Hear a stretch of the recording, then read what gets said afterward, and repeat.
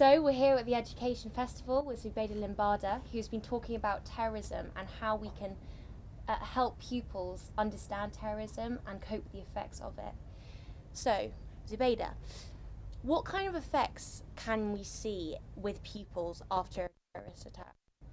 There's a whole range of behaviours or even conversations, particularly now in June when we've had the experience, unfortunately, of Manchester and of London and of the Finsbury mosque attacks, where people want to have conversations about something that's current and also kind of quite fearful. And people kind of often ask us, what is it that we can do? How can we spot a terrorist?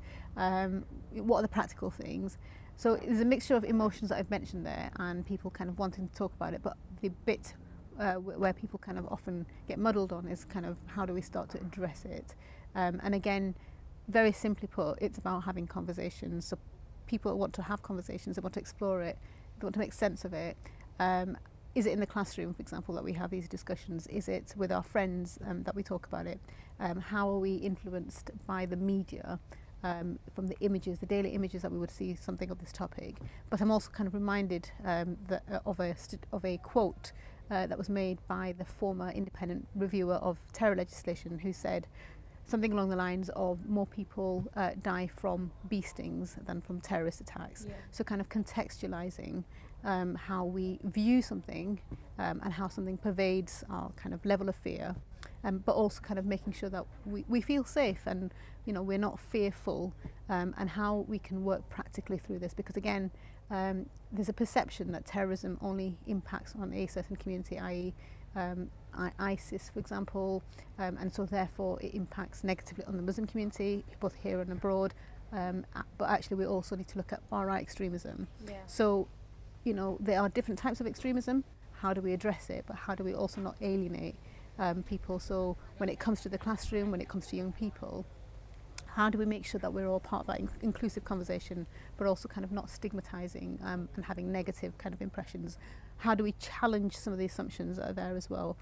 One practical example is when the Manchester attacks happen, when the London attacks happen, the community as such in its kind of very broad spectrum came together. There was a sense of shared grief, but also kind of a shared recognition that actually this could negatively impact based on stereotypes within our Muslim communities. So kind of making sure that we're all safe has got to be part of that kind of criterion of how we come together as well. Yeah. You talked about the alienation of certain communities. I know that a great deal of, one reason for some Muslim young people to go out to countries like Syria and try and find extremist groups and participate in that is because they feel polarised. Do you think that we can make more of an effort in schools and in classrooms to try and stop that polarisation occurring? It's a good question, but I think it also kind of highlights that we're all looking for a very simple kind of neat answer around the topic of extremism. And the whole thing is that there are no simple black and white answers. There's no simple profile of a terrorist. There's no simple way of stopping someone becoming a terrorist either. Because whether it's about identity, whether it's about belonging, whether it's about gravitating towards an ideology, different people will have different inclinations to join extremist and terror groups. But there's a sense of actually, if we're to stop people turning to these groups, we have to talk about it. Whether it's in the classroom, whether as parents or as young people, we have to kind of take this issue head on, and not kind of feel actually, am I going to offend someone? How do I protect myself? So if we overcome the fear bit, if we are able to share kind of what our stories are in this, but also kind of like identity again is something as a nation. So when we see headlines in newspapers are particularly stigmatizing towards, again, minority communities, and that can really affect someone who feels actually, when I turn on the news, I hear about terrorist attacks carried out by ISIS. When I read mainstream newspapers, particularly right-wing newspapers, they give an impression that people from my community are the ones here to blame. When after a terrorist attack, there is an essence of expecting a certain community to come out with an apology, but when you have far-right attacks, there's not that level of expectation. So the inequality of response and the inequality of our perceptions means that we're creating a level of difference. And what groups like ISIS try and do is give the message, actually, democracy may happen in the West, but they don't really want you, so come and join us. So it's kind of feeding into a very simple rhetoric that they also have as well. I mean, clearly terrorism is a very emotive topic for most people. When classes are having discussions and teachers are getting involved, how much of an opinion do you think teachers should be giving, and kind of how honest they should be? Because some teachers might have opinions that actually could be quite destructive for building those communities back together. So how much of an opinion do you think teachers should give? Again, there's no right or wrong, in the sense of there's no right teacher answer and there's no wrong teacher answer, because we are all reflective of the wider community that we belong to.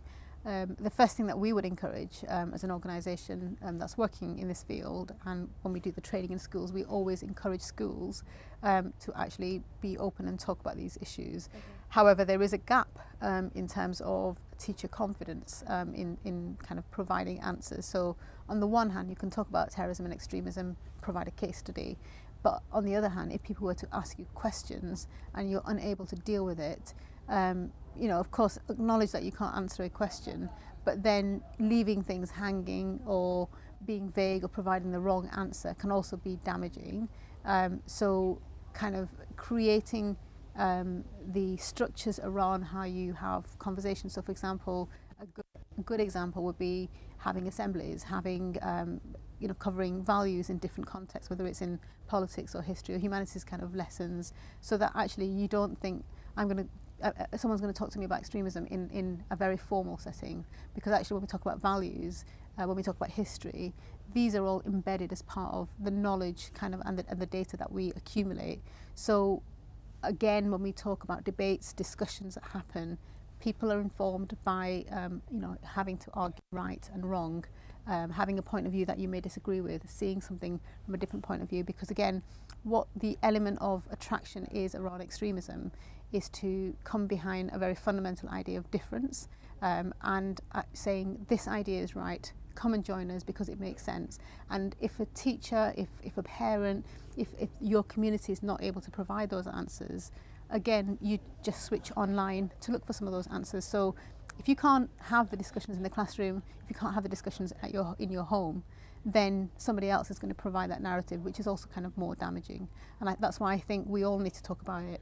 We all need to acknowledge that we have fear, but also kind of we need to provide the constructive bits of the conversation as well. Okay, Zubeda, thank you so much for talking to us. You're welcome. Thank you.